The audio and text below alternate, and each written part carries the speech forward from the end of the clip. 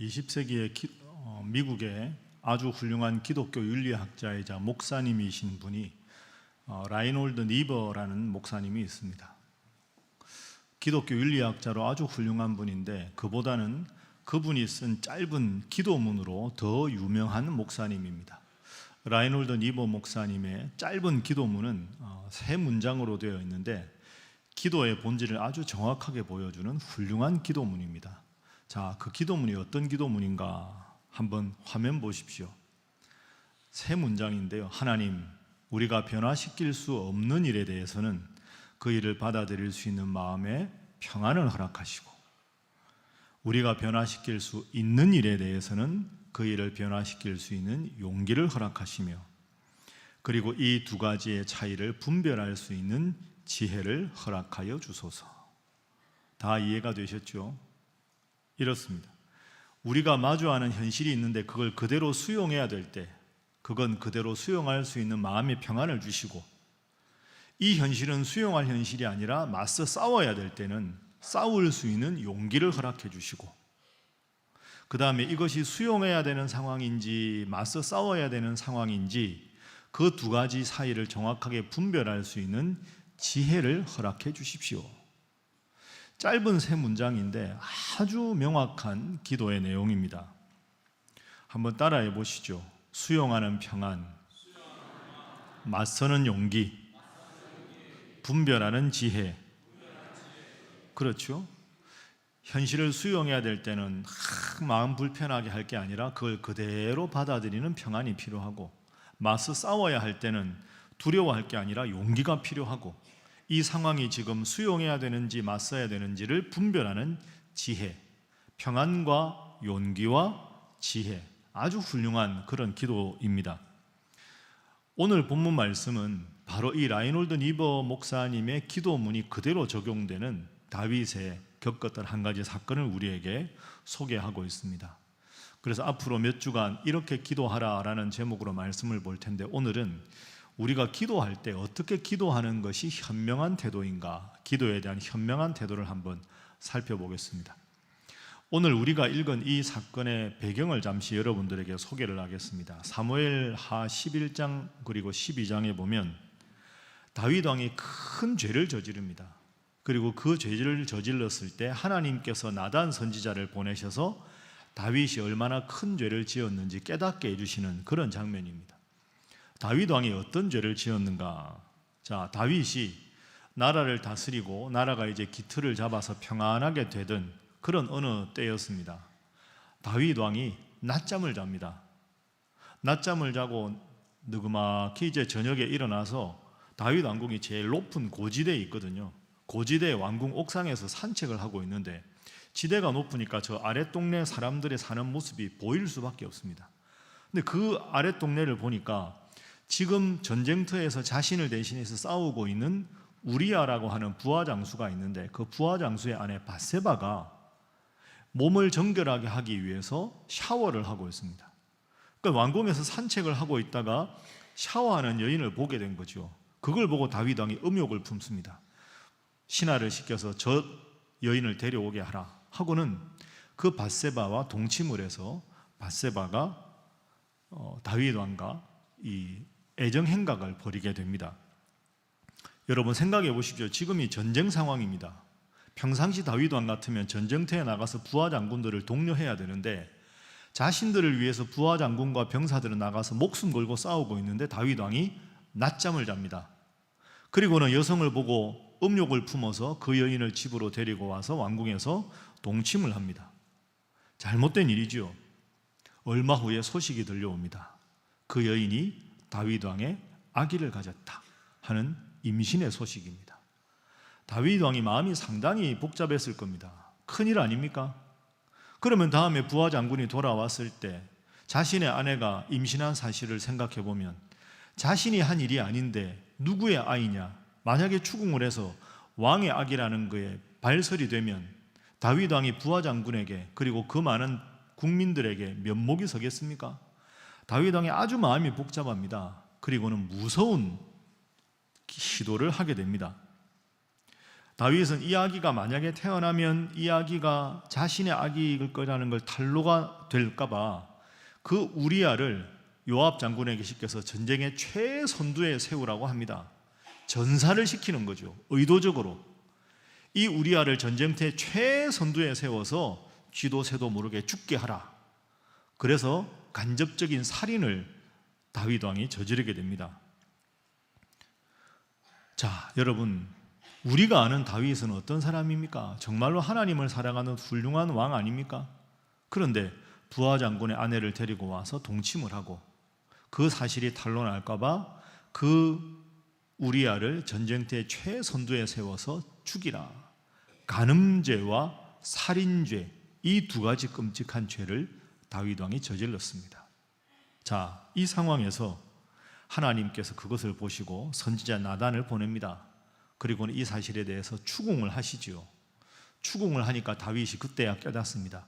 내가 큰 죄를 지었습니다. 자, 그러면서 오늘 본문이 이제 시작이 됩니다.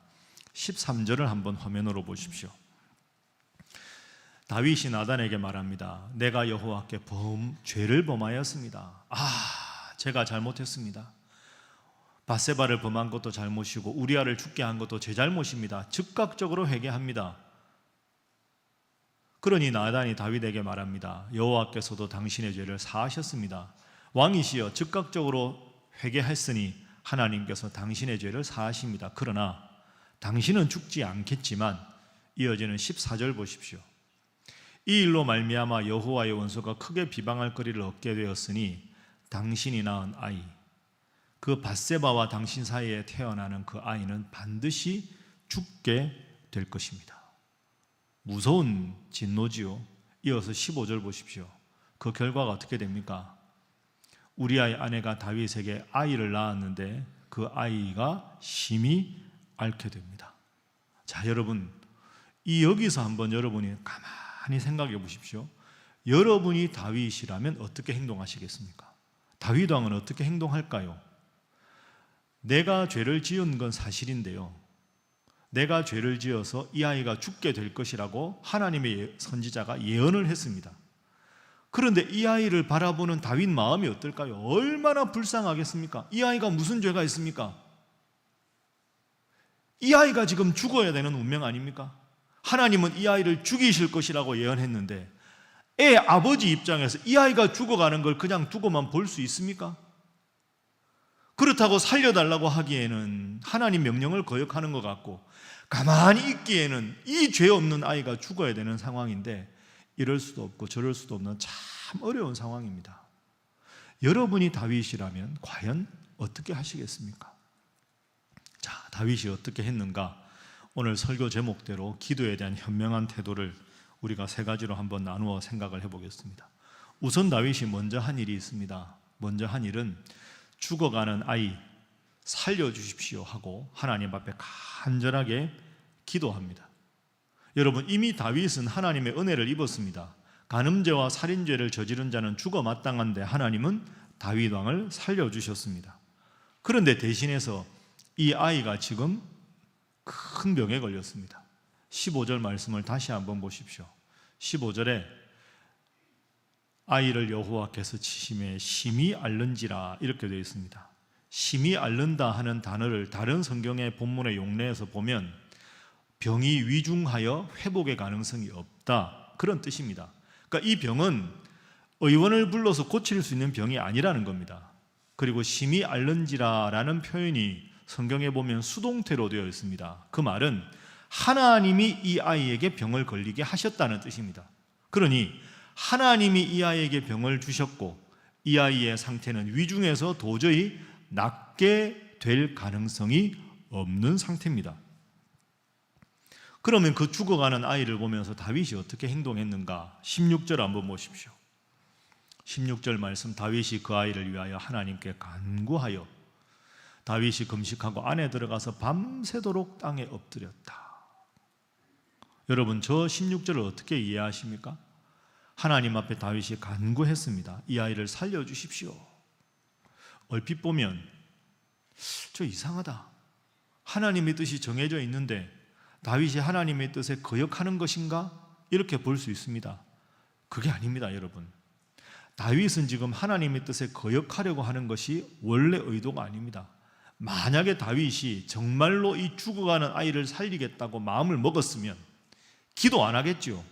뭐 하겠습니까? 여봐라, 걔 아무도 없느냐? 이스라엘 전 영토에서 가장 용하다는 의원들 전부 불러와라. 그래서 무슨 수를 써서라도 이 아이를 살려내라. 그러지 않았겠습니까? 자기가 왕인데. 그런데 지금 다윗은 아무런 인간적인 방법을 동원하지 않습니다. 이 병은 세상적인 내 실력으로 당시의 의학적인 지식을 총동원해도 나올 수 있는 게 아니다. 하나님이 혹시라도 은혜를 베풀어 주셔야만 이 아이가 살 것이지 그 외에는 아무것도 방법이 없다. 그것만 생각하고 하나님 앞에 오직 기도한 겁니다. 여러분 16절 다시 한번 보십시오. 함께 한번 읽어보시죠. 시작. 다윗이 그 아이를 위하여 하나님께 간구하되 다윗이 금식하고 안에 들어가서 밤새도록 땅에 엎드렸으니. 아멘. 자, 화면 보시면 우선 하나님 앞에 다윗이 나가서 금식을 합니다. 안에 들어가서라는 말은 국정을 돌보는 일을 두고 홀로 조용한 골방에 들어가서 밤새도록 땅에 엎드려서 기도합니다. 금식하고 국정을 돌보지도 않고 하나님 은혜를 베푸셔서 이 아이를 살려주십시오. 간절하게 하나님 앞에 기도합니다. 여러분, 우리가 오늘 본문에서 다윗에게 배워야 될 기도의 첫 번째가 바로 이것입니다. 모든 일이 벌어졌을 때, 여러분의 인생에 큰 어려움이 있을 때 여러분은 제일 먼저 무엇을 하십니까? 다윗은 그 절망적인 상황에서 무엇보다 하나님 앞에 기도했습니다. 제일 먼저 하나님 앞에 무릎 꿇고 금식하고 기도했다는 것을 우리가 다윗에게 배워야 합니다. 가장 겸손하게, 가장 간절하게 오직 하나님께만 매달렸습니다. 여러분, 오해하지 마십시오. 이 말이 예를 들어서 누군가 여러분 가까운 분이 아픈데 무조건 병원 가지 말고 기도만 하라는 게 아닙니다. 할 수 있는 방법을 쓰십시오. 근데 중요한 건 뭐냐? 기도부터 하고 하나님 앞에서 기도한 후에 병원도 가고 기도한 후에 여러분의 인생의 조언도 얻으셔야 한다는 겁니다. 가끔 잘못된 신앙으로 내가 믿음이 좋다고 해서 그냥 기도만 하고 병원도 가지 않고 조언도 구하지 않고 자기 고집대로만 하는 것, 여러분 그게 신앙이 좋은 게 아닙니다. 아프면 병원 가야지요. 약국 가서 약 드십시오. 당연한 겁니다. 그것 안 하고 기도만 하는 게 신앙 좋은 게 아닙니다. 문제는 먼저 기도하고 여러분이 하실 수 있는 최선의 방법을 기도 중에 얻어서 그 방법을 모색하십시오. 우리가 경계해야 할 것은 하나님을 배제한 채 인간적인 내 노력만으로 문제를 해결하려는 것은 잘못되었다는 거죠. 먼저 기도하고 기도한 후에 다른 모든 일을 진행하십시오. 다윗이 골방에 들어가서 금식하고 땅바닥에서 밤새 기도했다는 것이 오늘 우리에게 이런 귀한 교훈을 줍니다. 제가 여러분들에게 자주 말씀드리지 않습니까? 한번 따라해 보시죠. 기도보다 앞서지 말게 하소서. 여러분 믿습니까? 기도보다 앞서지 않도록 먼저 기도하고 모든 일의 마무리도 기도로 하고, 기도와 기도 사이에 하나님 주신 지혜로 병원도 가시고 뭔 일을 하셔도 좋습니다. 제일 먼저 다윗은 하나님 앞에 기도했다 생각하고, 여러분의 인생에 어려운 일이 있을 때, 황망하고 답답한 생각이 들 때 제일 먼저 다윗처럼 하나님 앞에 무릎 꿇고 기도하는 여러분들 모두가 되시기를 주님 이름으로 축복합니다. 자, 우리 옆에 분들과 인사 한번 하겠습니다. 제일 먼저 기도하시기 바랍니다. 자, 한 번 더 인사할까요? 이것이 제일 중요합니다. 제일 먼저 하나님 앞에 다윗 왕이 기도합니다. 결과가 어떻게 되었는가? 두 번째 장면입니다. 기도를 했음에도 불구하고 안타까운 결과가 생겼습니다. 안타깝게도 이 아이가 죽게 되었습니다. 18절 앞부분을 한번 보십시오. 이래 만에 그 아이가 죽으니라. 태어난 지 얼마 안 된 아이가 큰 병에 걸렸는데 병에 걸린 지 이래 만에 그 아이가 죽었습니다. 이 얼마나 상심하는 상황입니까? 그런데 그 다음에 보십시오. 18절 중반에 보면 다윗의 신하들이 참 걱정을 합니다. 큰일 났다. 아이가 죽은 것을 어떻게 우리가 왕에게 아뢰을 수 있겠는가? 아이 죽지 않게 해달라고 그렇게 금식하고 왕이 기도하셨는데 아이가 죽었는데 이 소식을 어떻게 왕에게 전해야 하나? 왕이 심히 상심하실 것이다. 여러분, 저 신하들이 왕이 상심하시리로다 하는 말은 풀이하면 크게 절망하실 것이다. 그리고 왕이 상심하신다에 쓰는 저 단어는 그 당시 표현으로 하면 자해하다 하는 뜻입니다. 그러니까 지금 신하들이 어떤 생각을 했냐 하면 왕이 이 아이 살려달라고 너무 간절하게 금식하고 기도했는데 이 아이가 죽었으니 이 왕이 실망했을 것이다. 그 차원을 넘어서 왕이 자기 목숨을 해할지도 모르겠다. 죄책감 때문에 왕이 스스로 자해하면 어떡하나, 그런 걱정까지 지금 왕의 신하들이 하고 있습니다. 그러니까 오늘 본문을 미루어 보아서 심각하다는 걸 알 수 있죠. 그럼 지금 다윗 왕이 기도하는 골방은 아이 앞에서 기도한 게 아닙니다. 그죠? 아이가 죽어가는 상황에서 아이 앞에서 다윗이 기도한 게 아닙니다. 골방에 따로 들어가서 기도한 겁니다. 그러니 신하들은 아이가 죽은 것을 알고 있는데 다윗 왕은 모르는 겁니다. 왜 다윗 왕이 아이 앞에서 기도하지 않고 골방에서 기도했을까요? 다윗 왕은 이런 마음이죠. 죽어가는 아이의 신음소리를 들어가면서 기도하다가 혹이라도 하나님 앞에 원망하고 하나님 이러실 수가 있습니까? 이런 마음이 혹시 들까봐 아이는 아이대로 두고 홀로 골방에서 기도한 겁니다. 그런데 다윗 왕이 이 사실을 알게 됩니다. 19절 한번 보십시오. 다윗이 그의 신하들이 서로 수군거리는 것을 보고 그 아이가 죽었구나 하고 다윗이 알게 되었습니다. 다윗 왕이 참 마음이 아팠겠죠. 얼마나 상심이 컸겠습니까? 여러분, 오늘 우리도 이럴 때가 있습니다. 정말 간절하게 기도했는데 제발 하나님 이 기도는 꼭 들어주시면 좋겠다고 기도했는데 목이 터져라 눈이 퉁퉁 부어가며 금식하며 기도할 때가 있는데 하나님이 결국 그 기도 안 들어주실 때 솔직히 섭섭하지 않습니까? 마음이 어렵지 않습니까? 하나님 어찌 이러실 수가 있습니까? 그런 마음이 들 때가 솔직히 있습니다. 다윗 왕이 지금 딱 그런 마음이었겠죠. 그렇게 열심히 기도했는데 그 아이가 죽었습니다. 자, 여기서 다윗이 어떻게 행동했는지 여러분 한번 주목해 보십시오. 기도에 대한 가장 중요한 교훈입니다. 세 번째 장면은 외면하신 하나님입니다. 기도를 듣지 않으셨습니다. 그러나 다시 일어나서 하나님 앞에 경배하는 다윗입니다. 자, 이 소식을 듣고 나서 그 가슴 아픈 다윗 왕이 맨 먼저 하는 행동이 20절에 나옵니다. 자, 20절 말씀 우리 함께 읽어볼까요? 시작. 다윗이 땅에서 일어나 몸을 씻고 기름을 바르고 의복을 갈아입고 여호와의 전에 들어가서 경배하고 왕궁으로 돌아와 명령하여 음식을 그 앞에 차리게 하고 먹은지라. 아멘.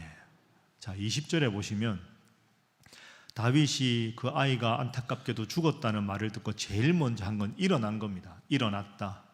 그리고 몸을 씻고 기름을 바르고 의복을 갈아입었다. 이건 이제 일상의 왕의 업무로 복귀한다는 뜻입니다.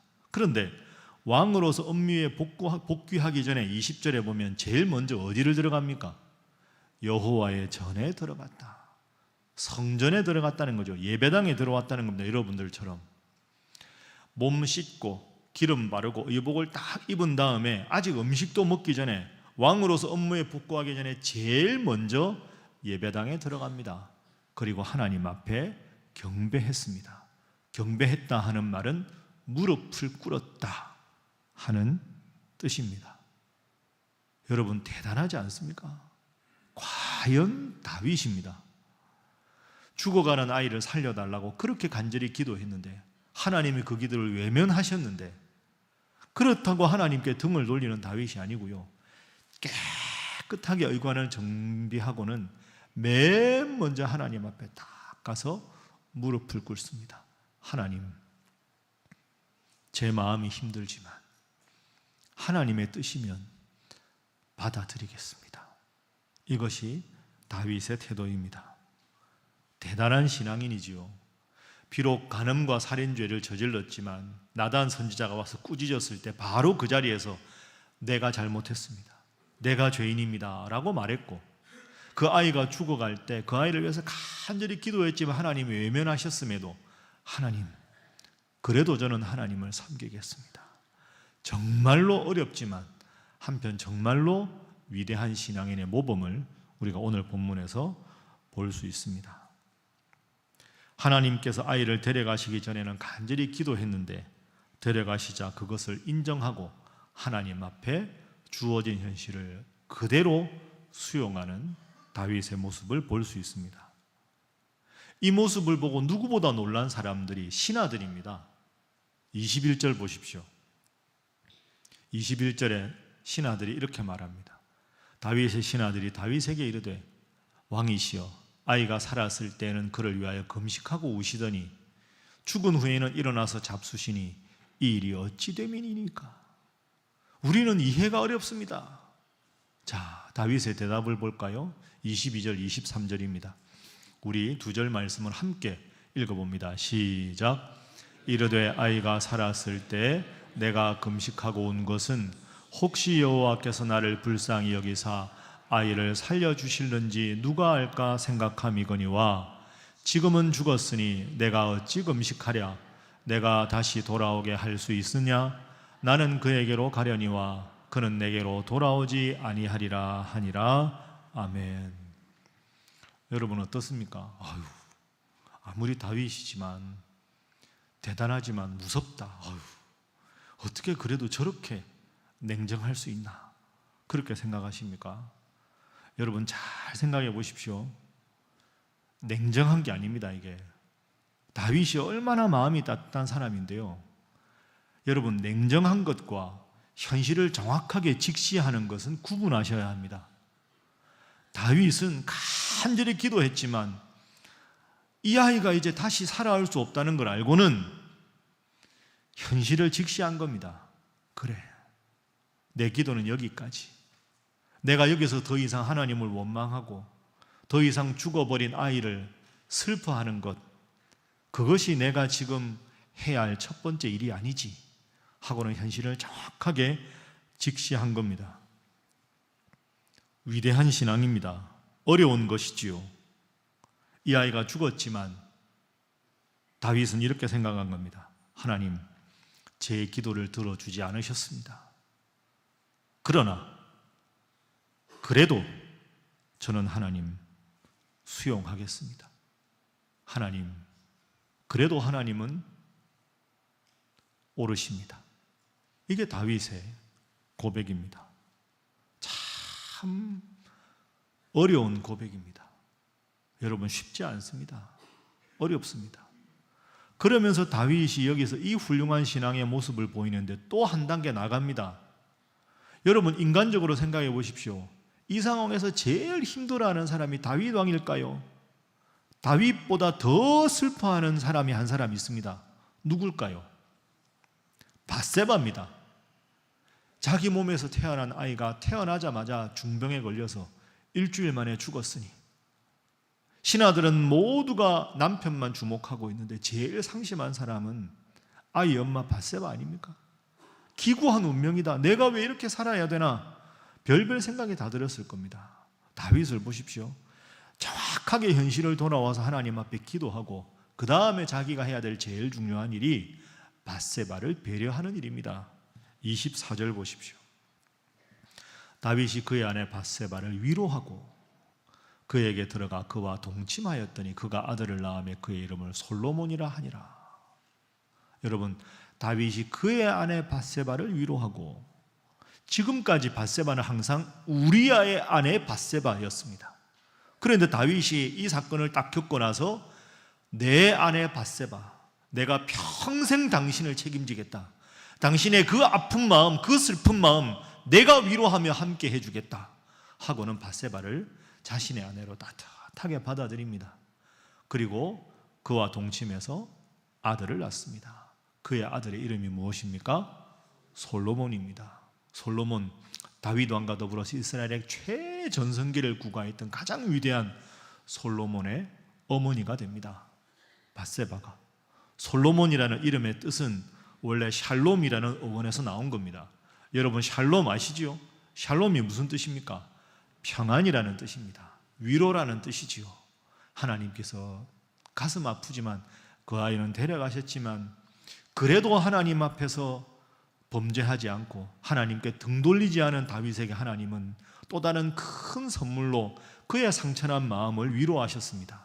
내가 너에게 샬롬으로 함께 하겠다. 솔로몬이라고 하라. 솔로몬이라는 이름을 짓고 그리고 다윗과 이어서 솔로몬이 이스라엘 역사상 가장 위대한 왕으로 존경받게, 그리고 상처받은 그 밧세바는 솔로몬의 어머니로 역사에 길이 남는 훌륭한 어머니의 이름을 갖게 만들어 주셨습니다. 여러분 그렇습니다. 비록 아이의 죽음은 정말로 마음이 아프고 힘든 일이었지만 이후에 비로소 다윗 왕가의 슬픔은 끝나고 다윗 솔로몬으로 이어지는 이스라엘의 최전성기를 선물로 주시겠다. 하나님은 친히 약속해 주셨습니다. 여기서 우리는 위대한 기도의 사람 다윗의 모습을 봅니다. 우선 다윗은 우리가 지금까지 살펴본 대로 왕의 지위를 전혀 이용하지 않고 죽어가는 아이 앞에서 혼신의 힘을 다해 오직 하나님 앞에 최선을 다해서 기도합니다. 그러나 그 기도가 결국 응답되지 않았지만 하나님, 그래도 저는 하나님을 믿겠습니다. 그래도 하나님의 뜻을 기다리겠습니다. 고백하고 일상으로 복귀해서 회복하였습니다. 그리고 그랬을 때 하나님께서는 그 아픔을 딛고 다시 하나님 앞에 경배하고 일어선 다윗에게 약속의 아들 솔로몬을 선물로 주시고 다윗의 왕가를 더욱 굳건하게 세워주셨습니다. 저는 오늘 설교를 시작할 때 라이놀드 니버 목사님의 기도문을 여러분에게 소개해드렸습니다. 그 기도문의 첫 번째 문장을 다시 한번 떠올려 보십시오. 하나님, 우리가 변화시킬 수 없는 일에 대해서는 그 일을 받아들일 수 있는 마음의 평안을 허락해 주십시오. 하나님, 내가 열심히 노력하고 기도해도 변화시킬 수 없는 일이라면 그 일이 너무너무 힘들고 너무너무 아프고 괴로워도 그 일을 그대로 받아들일 수 있는 마음의 평안을 허락해 주십시오. 그 가장 훌륭한 예를 우리는 지금까지 다윗 왕을 통해서 살펴보았습니다. 말씀을 정리하겠습니다. 사랑하는 우리 신일교회 성도 여러분, 우리는 살아가면서 하나님의 뜻을 완벽하게 알 수는 없습니다. 그러나 하나님의 뜻을 완벽하게 알 수는 없으나 하나님 앞에 간절하게 기도할 수는 있습니다. 기도에 대한 현명한 태도 세 가지 꼭 기억하십시오. 제일 먼저 여러분 어려운 형편에 있으면 맨 먼저 할 일이 무엇입니까? 하나님 앞에 기도하십시오. 기도하신 후에 조언도 구하고 세상적인 모든 일을 하십시오. 현명한 태도 두 번째, 하나님께서 그 어려움을 해결해 주시면 감사하겠지만 그 어려움을 설령 해결해 주지 않으셔도, 여러분 원하는 뜻대로 되지 않으셔도 너무 상심하지 마시고 힘들어도 다시 하나님 앞에 나와서 기도하십시오. 세 번째, 그러면 하나님께서는 그 아픔과 상처난 마음을 친히 위로해 주시고 동시에 또 다른 귀한 선물을 준비해 주시는 사랑의 하나님이십니다. 그 하나님을 깊이 신뢰하십시오. 그 하나님을 깊이 신뢰하십시오. 힘들어도, 정말 힘들어도 하나님, 그래도 하나님은 오르십니다. 저는 하나님의 또 다른 뜻을 기다리겠습니다. 그래도 저는 하나님을 외면하지 않겠습니다. 그 마음이 우리에게 필요합니다.